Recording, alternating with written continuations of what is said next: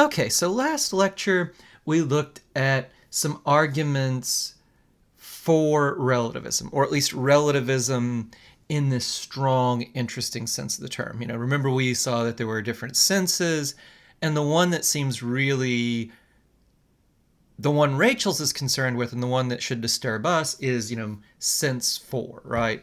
This idea that, moral claims are just matters of opinion. They just vary from culture to culture, and that's all there is to be said about them, right? So we looked at some arguments for this, and we saw that they weren't valid arguments, right? They didn't work. Now, the first of them we could make into a valid argument, filling in some missing premises, but to make it valid, we had to fill in premises that are obviously false, right? That we couldn't accept when we really think through them. So we've seen the common arguments for this interesting, this strong idea of relativism in this fourth sense Rachel's talks about. We've seen that those arguments don't work. But so far, we don't have a positive case against relativism. And Rachel's wants to make a positive case against relativism, not just to show us that there aren't good arguments for it, but that there are good arguments against it, reasons we should reject it. So Rachel's has two main lines of argument, and they both have pretty much the same strategy. They show that relativism has consequences we can't accept. That same sort of reductio strategy I talked about in the last lecture, that's the strategy that Rachel's wants to use here, right? When we think through the consequences of relativism, when we think through what relativism would commit us to, we can't accept it. If relativism were true, if cultural relativism, at least relativism in sense four, this idea that moral claims are only matters of opinion. They differ from culture to culture. There's no judging them. If that were true, we would have to accept the truth of some other claims that we know to be obviously false. Okay, so what are those claims? Well, one claim is just that you can't judge anything that another culture does to be wrong. And you might say, well, wait, what's so interesting about that? That's just what relativism says. Why should that be an argument against it?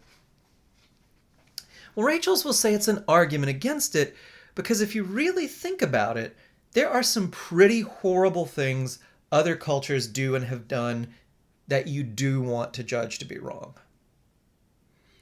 He doesn't quite mention the Nazis by name, but when he talks about a horribly anti-Semitic culture, he pretty clearly has the Nazis in mind, right? And if you were a relativist, like genocide, like the Nazis carried out, or like the Serbs carried out against the Croats and the Bosnians, you couldn't judge that to be wrong, right? There are other instances of genocide, where one group tries to just murder all the members of another. If members of the culture committing genocide thought that it was okay, relativism would commit you to saying, well, it's just a matter of opinion, but obviously no one can really accept that, or Rachel thinks that no one can accept it. The other point here is, if you think relativism is true, you must admit there is no such thing as moral progress.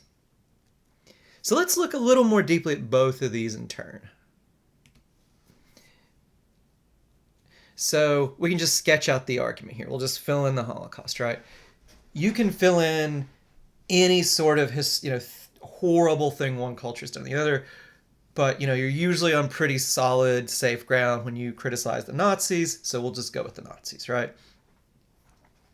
If cultural relativism in the strong sense of the term, number four, is true, then the Holocaust would not be morally wrong, right?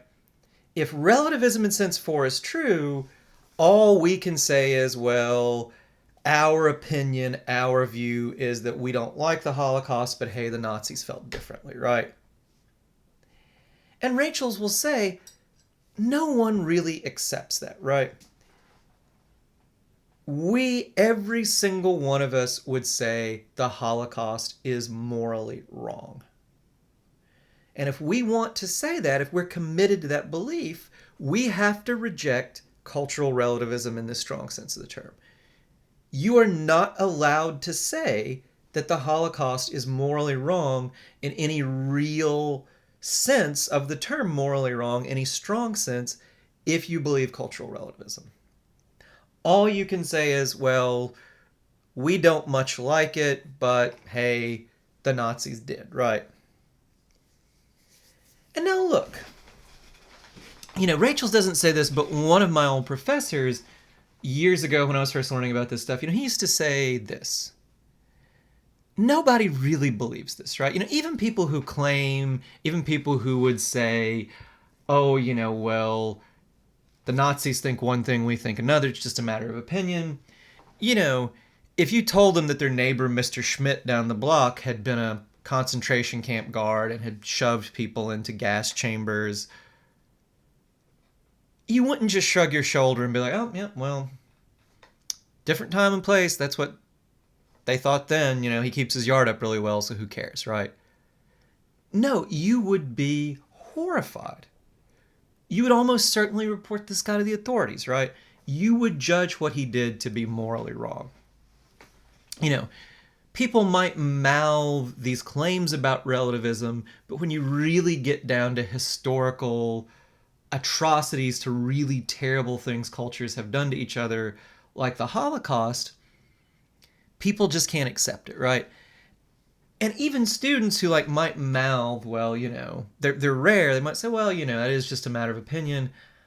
I honestly hope most of them don't really believe that. If they did know that their neighbor was a concentration camp guard, in their heart of hearts, they would say that's morally wrong, even if they might say something else in a philosophy class just to defend a claim, right? Just to play devil's advocate. Now, if you really could let go of this claim that things like the Holocaust are just matters of opinion, then you could be a consistent relativist. But Rachel's point is, none of us are going to let go of that claim, or very few of us, right?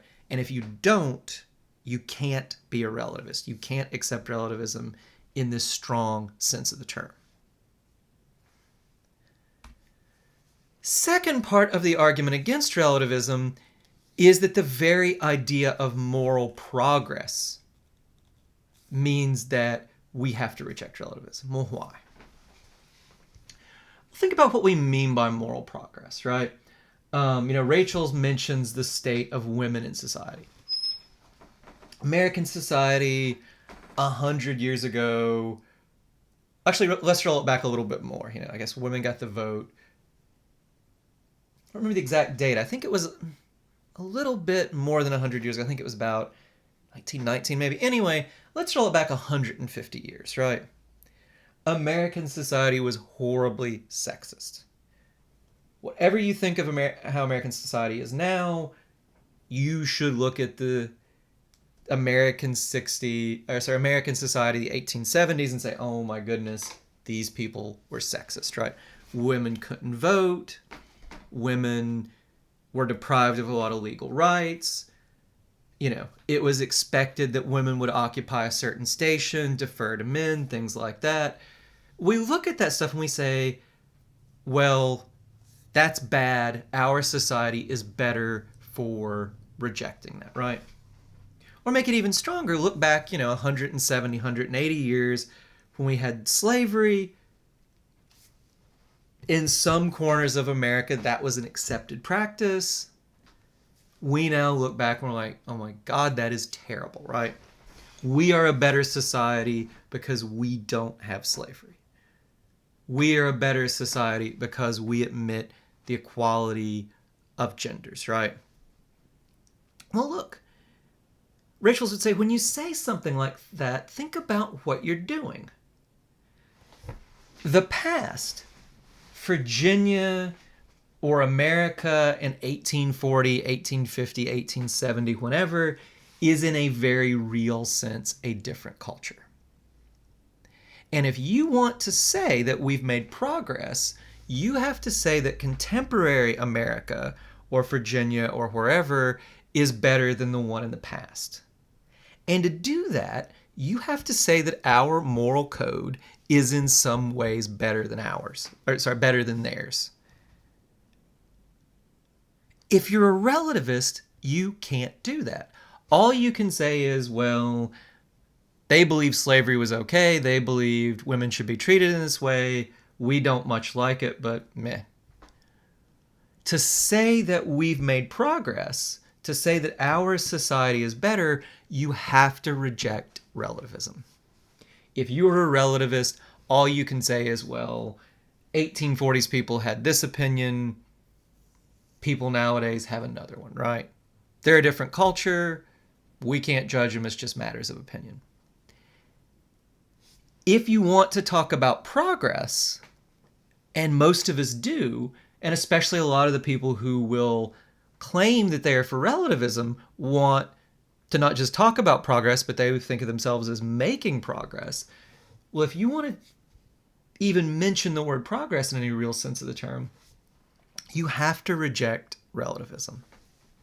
So for those reasons, Rachel's will say we have a positive reason to reject relativism. When we think it through, we really just can't accept what relativism would commit us to.